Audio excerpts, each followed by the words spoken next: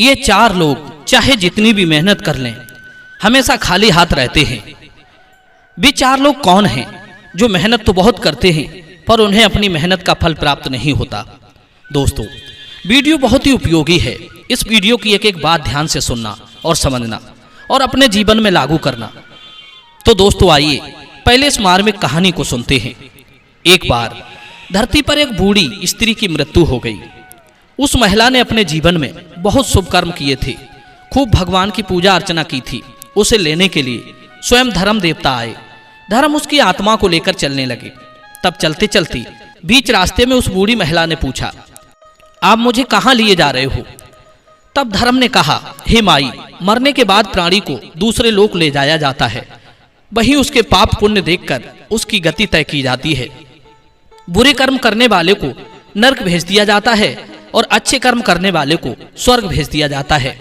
और जिसके बहुत ही अच्छे कर्म होते हैं उसे भगवान के धाम वैकुंठ भेज दिया जाता है। तब वो बूढ़ी महिला पूछती है कि आप मुझे स्वर्ग भेजेंगे या नरक? तब धर्मराज कहते हैं, हे माई, तुमने अपने जीवन में निष्काम भाव से ईश्वर की भक्ति की है, इसलिए तुम ना नरक की अधिकारी हो न स्वर्ग की। तुम्हें भगवान के धाम वैकुंठ में भेजा जाएगा। धर्मराज का उत्तर सुनकर बूढ़ी माँ बहुत प्रसन्न हुई, परंतु उन्होंने धर्मराज से एक इच्छा जाहिर की कि वो स्वर्ग और नरक को देखना चाहती है कि वो कैसा होता है और उसमें प्राणियों के साथ कैसा व्यवहार किया जाता है। अक्सर मैंने धरती पर लोगों को कहते सुना है कि स्वर्ग में लोग बड़े सुखी रहते हैं और नरक में बहुत दुखी। ये बात कितनी सही है, मैं जानना चाहती हूँ कि उन्हें नरक में किस तरह की यातनाएं दी जाती हैं। धर्म ने कहा, ठीक है, हम तुम्हारी नरक और स्वर्ग देखने की इच्छा अवश्य पूरी करेंगे। चलो, हम स्वर्ग और नरक के रास्ते से होकर ही वैकुंठ को चलते हैं।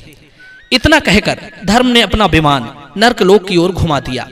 बूढ़ी महिला नरकवासियों की स्थिति जानने के लिए नरकलोक के अंदर चली गई। वहां पहुंचकर उसे प्राणियों के रोने, चीखने, चिल्लाने की आवाज सुनाई थी। बूढ़ी मां उन प्राणियों के पास पहुंची तो देखा कि नरकवासी बहुत ही दुखी, दुबले पतले, कमजोर और रोगग्रस्त हैं। सब बुरी तरह कराह रहे थे। बूढ़ी महिला ने एक नरकवासी से पूछा कि आप लोगों की तो बहुत ही बुरी दशा है, आप लोग इतने कमजोर क्यों हो? क्या यमराज नरकवासियों को भोजन नहीं देती? तब उसने बताया, हे माई, जब से हम नरक में आए हैं तब से अब तक हमने कुछ नहीं खाया है। पेट में जब भूख लगती है तो चीखने चिल्लाने के अलावा हम कुछ नहीं कर सकते। भूख से हम सबकी आत्माएं तड़प रही हैं। दोस्तों, बूढ़ी महिला ने नरक में एक अजीब बात और देखी। वहां एक खीर से भरा हुआ बहुत बड़ा पतीला रखा हुआ था जिसमें बहुत ही स्वादिष्ट खीर थी। उसकी सुगंध चारों तरफ फैल रही थी।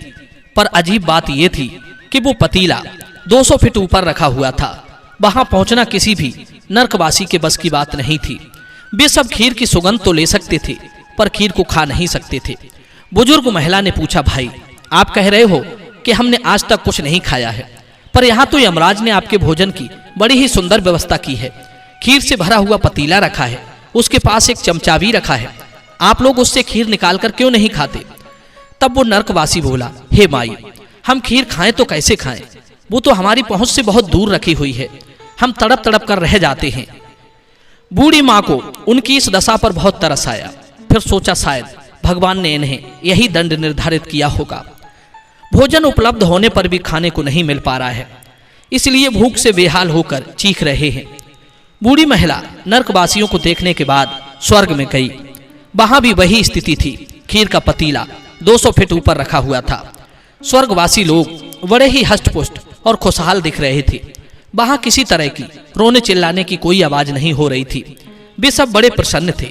उनमें आपस में भी बहुत प्रेम था। बुजुर्ग महिला ने स्वर्गवासियों से पूछा कि ये बताओ, खीर का पतीला तो बहुत ऊपर रखा है, आप लोग वहां तक पहुंच नहीं पाते होंगे, फिर भोजन कैसे करते हो? स्वर्गवासी कहने लगा, माता, हम तो रोज पेट भर के ही भोजन करते हैं और इसी पतीले से भोजन निकालते हैं। स्वर्गवासी की बात सुनकर बूढ़ी महिला बड़ी हैरान थी कि ऐसा कैसे हो सकता है, पतीला तो बहुत ऊपर रखा हुआ है। तब स्वर्गवासी ने उत्तर दिया, माँ जी, हम सब ने मिलकर पेड़ों से लकड़ी काट काट कर उन्हें जोड़ जोड़ कर मेहनत से इतनी लंबी सीढ़ी तैयार की है। उसी सीढ़ी पर हम बारी बारी से चढ़कर जाते हैं और पतीले से भोजन निकाल कर लेते हैं। स्वर्गवासी की बात सुनकर बूढ़ी माँ और भी ज्यादा आश्चर्यचकित थी। उसने धर्मराज की ओर देखा। धर्मराज मुस्कुराते हुए कहने लगे, हे माई, इसमें हैरान होने की कोई बात नहीं है। भगवान ने स्वर्ग और नर्क मनुष्यों के ही हाथ में सौंप रखा है। वे चाहें तो अपनी जिंदगी को स्वर्ग के सुखों से संपन्न कर लें, वे चाहें तो अपने जीवन को नर्क बना लें। भगवान ने तो सबके लिए एक जैसी सुविधा दी है। हवा, पानी, सूर्य का प्रकाश, पेड़ पौधे, फल, सब्जियां सब लोग इस्तेमाल करते हैं, चाहे मनुष्य अच्छा हो या बुरा। वो अलग बात है कि कुछ लोग निकम्मे, आलसी और कामचोर हो जाएं तो वे इन्हें भोगने में असमर्थ रहते हैं। नर्क में भी वही स्थिति थी जो स्वर्ग में थी, पर नर्कवासी भूखे अपने कर्मों से मर रहे थे। वे मेहनत करके एक सीढ़ी का निर्माण नहीं कर सकते थे, उन्हें भोजन उनके हाथ में चाहिए था। वे इतने निकम्मे और आलसी हैं कि अपने पेट के लिए भी मेहनत करना नहीं चाहते, इसीलिए भूखे मरना पड़ रहा है। और जो कर्महीन बनकर पड़ा है, समझ लो वो नर्क में पड़ा है। कर्महीन मनुष्य कभी सुख अर्जित नहीं कर सकता, उसे मुफ्त की खाने की आदत जो पड़ गई है। धर्मराज बोले, हे माई, अब मैं तुम्हें बताता हूं कि ये 4 प्रकार के लोग मेहनत करके भी सुखी नहीं रहते। नंबर 1, लक्ष्यहीन मनुष्य। लक्ष्यहीन व्यक्ति व्यर्थ के प्रयास करता रहता है। उसकी मेहनत तो पूरी लगती है पर उसे सफलता नहीं मिलती। जिसका कोई लक्ष्य नहीं होता वो व्यर्थ की भागदौड़ करके थकता रहता है, उससे कुछ हासिल नहीं होता। नंबर 2, जो समय और परिस्थिति के हिसाब से नहीं चलता, वो मेहनत करके भी कुछ नहीं हासिल कर पाता। समय और परिस्थिति के हिसाब से काम करने वाला कभी असफल नहीं होता, उसकी मेहनत व्यर्थ नहीं जाती। अंधी दौड़ लगाने से मनुष्य सिर्फ थकता है। नंबर 3, चंचल मन वाला। चंचल मन वाला व्यक्ति किसी एक काम को आरंभ करके उसको पूरा नहीं करता, उससे पहले ही अपना मन बदल लेता है। वो जब भी किसी और को कोई और काम करते देखता है, उसे लगता है कि उस काम से वो बहुत सुखी है, तो वो अपने काम को अधूरा छोड़कर ही उसके काम को पकड़ लेता है। वो इसी तरह पूरे जीवन अपने काम को बदलता रहता है और उसका धन और श्रम व्यर्थ में नष्ट होता रहता है। नंबर 4, प्रारब्ध कर्म। पूर्व के कर्म ठीक ना होने के कारण ईश्वर दंड स्वरूप उन्हें कुछ नहीं देते, उसी को भाग्यहीन कहते हैं। उदाहरण के लिए, यदि आपका भूतकाल अच्छा रहा है तो वर्तमान में उसका फल आपको जरूर मिलेगा। यदि पहले आपने सही काम नहीं किए हैं तो वर्तमान में आपको कोई लाभ नहीं मिलने वाला। कहते हैं हमारे अतीत से ही हमारा भाग्य बनता है। कुछ कर्म ऐसे होते हैं जो अपना फल बाद में देते हैं, जैसे वृक्ष लगाने पर उसका फल कई वर्षों के बाद मिलता है। इसी तरह पूर्व जन्म में हमने जो किया है वही हमें इस जन्म में भोगने को मिलता है। इस जन्म में करेंगे वो आगे मिलेगा। भाग्य का मारा व्यक्ति मेहनत करके भी खाली हाथ रह जाता है। उसके पास पहले से मौजूद भी धन हो तो वो भी चला जाता है।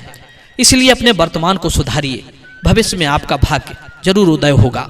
दोस्तों, मैं उम्मीद करता हूँ कि ये वीडियो आपको जरूर पसंद आया होगा और इसकी बातें यदि समझ में आई हों तो अपने जीवन में जरूर उतारें, आपका कल्याण होगा।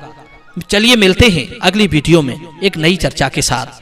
आप सभी का बहुत बहुत धन्यवाद। जय श्री कृष्ण।